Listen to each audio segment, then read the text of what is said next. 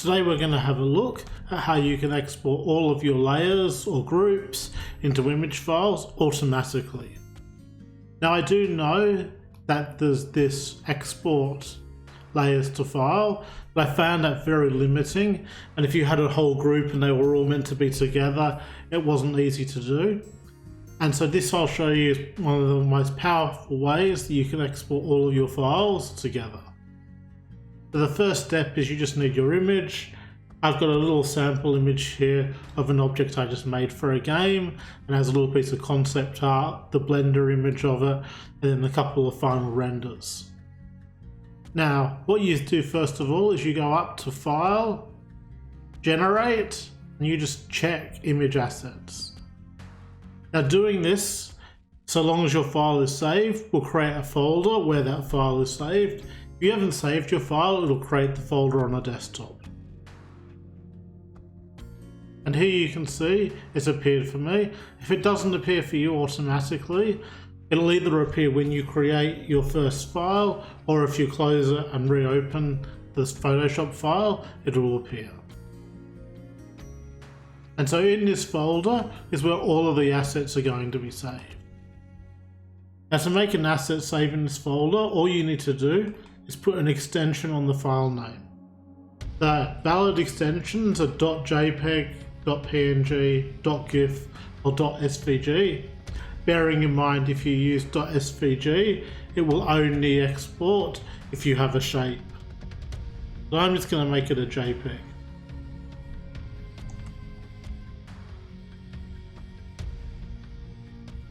And now you can see that that image has appeared in the folder. So I'm just going to open the folder, and you can see I have one image here. Now I'm going to go through and add all of these images.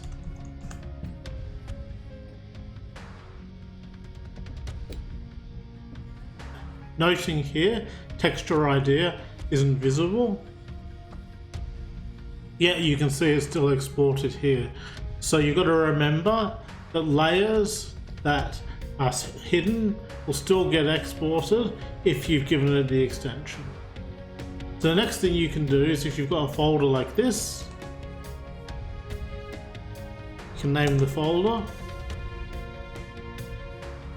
and you can see here it's exported the entire folder as a single image. Now that's all. So that's really all there is to it. However, I'm going to go through and show you some of the more advanced features and some of the things you might want to know in case you get yourself in a position where you can't export it the way you want. The first thing is, say I just wanted to export this, but I also wanted to include this area. Because at the moment when it exports, you can see that it's exported hard around the area that's visible. So to do this, all you need to do is on that layer, add a mask. You don't have to do anything to the mask. And now you can see it's taken the whole image. It hasn't just taken the little part and neatly put that inside the image. Next up, if you want to create a subfolder for something, you could do something like,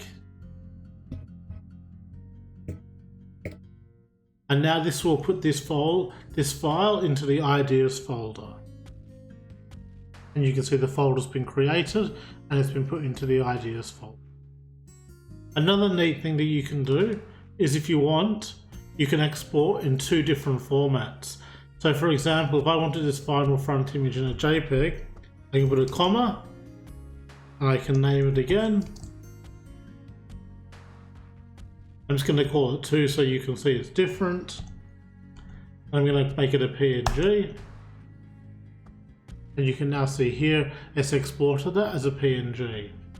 So this means that you can export more than one type and more than one name. Now you can also do things like, I might want the size of this to be 300 by 300. Now I'm going to grab this, I'm going to open it in Photoshop.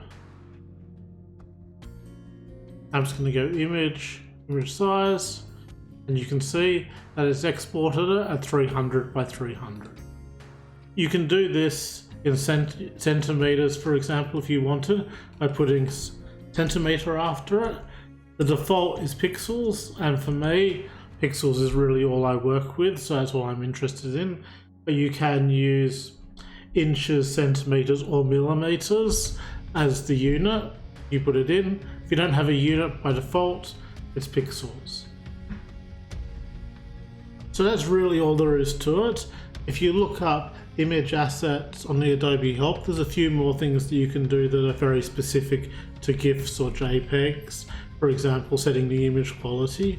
But yeah, it's a really powerful way. It updates automatically as you're working. It'll put all of those assets out. So for a game developer or a web developer who's using those assets somewhere else, it's super powerful and super quick and super easy. I was very excited when I actually figured out how to do this, so hopefully this helps some of you and it really helps your project.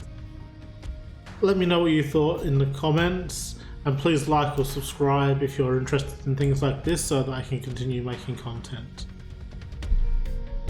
I also have a Discord, so if you want to join and talk to me, you're more than welcome. There's not very many people there at the moment, but anybody's welcome.